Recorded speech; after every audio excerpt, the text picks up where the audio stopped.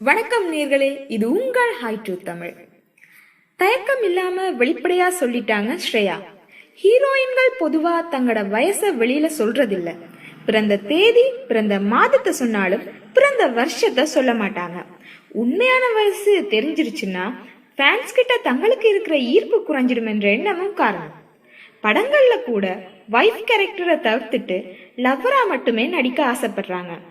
குழந்தைகளுக்கு அம்மாவா நடிக்க கேட்டா சில நேரம் வாய்ப்பையே உதறி தள்ளிடுறாங்க. திரையுலகில முன்னணி நட்சத்திரங்களுக்கு ஜோடியா நடிச்சு ஓஞ்ச பிறகு மார்க்கெட் இழக்கிற நிலையில வைஃப் அம்மா கேரக்டர்ல நடிக்க முன்வாராங்க.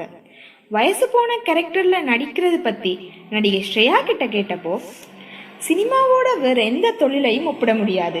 17 வயசு முதல் நடிச்சுட்டு வரேன். இப்போது எனக்கு 34 வயசு ஆகுது. எந்த வயசா இருந்தாலும், 65 வயசானாலும் சினிமாவில் மட்டும்தான் நல்ல கேரக்டர்ல நடிக்க வாய்ப்பு கிடைக்குது. பாலிவுட் சூப்பர் ஸ்டார் அமிதாப் பச்சனுக்கு இந்த வயசுலயும் அருமையான கேரக்டர்ல நடிக்க வாய்ப்பு கிடைக்குது.